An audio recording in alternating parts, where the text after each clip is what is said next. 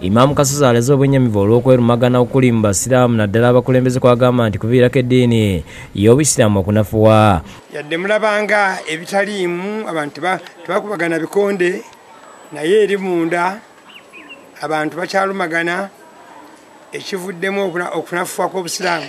Kasuza agamba nti abasiraamu bayitidde okwerumagana n'okwesongamu enno ekintu kyagamba nti kyamu. Ekyakabi obukulembeze obuli mu eggwanga yatongoza abakulembeze bano bonna era bwe bakola emikolo gyabwe olaba bagenda babayita obubonero bulaga nti ekibula tibwe kyagala ekigendererwa tusigale nga tuli banafu. Kasuza era ajjukiza abasiraamu okusiba ennaku ze bayasaamu nga balwadde. Tuteekemu amaanyi tuliwe ennaku zaffe ezo tusobole okufuna okusiba kwaffe okujjuvu.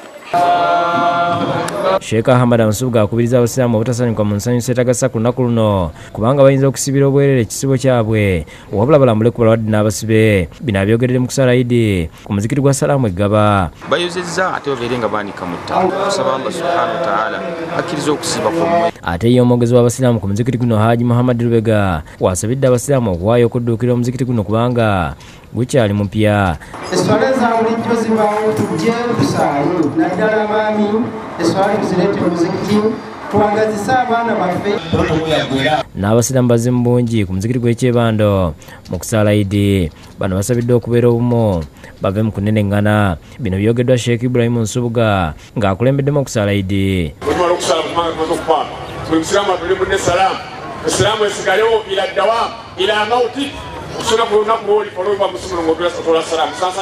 Abasiraamu abasinga Isira balitadde ku district kadhi wa Kiso Ismail Sebagala ngono yagezaako okutabula abasiraamu b'Ekyebando ekyamutuusa n'okwasa kamera ya munnamawulire wa Bukedde Abu Batuusa.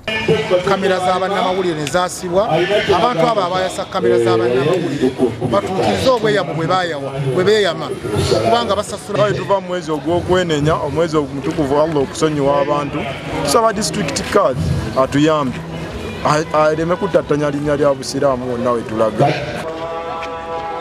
N'abasiraamu ku muzikiti gwa Masjidi Kobaliti Nalukolongo bakuŋŋaanidde mu kibangirizi kya Eriana Nalukolongo okusala Idi. Okusala kuno kulembeddwa mu Sheikh Ahmad Amujenyi ng'ono akuutidde abasiraamu obutata kisibo kyabwe nga badda mu kunywa omwenge. Era Ramadhaani yo Allah tagenda gikkiriza bw'obanga oyina enniya egenda okuguddira okuggyako nga waguviirako ddala.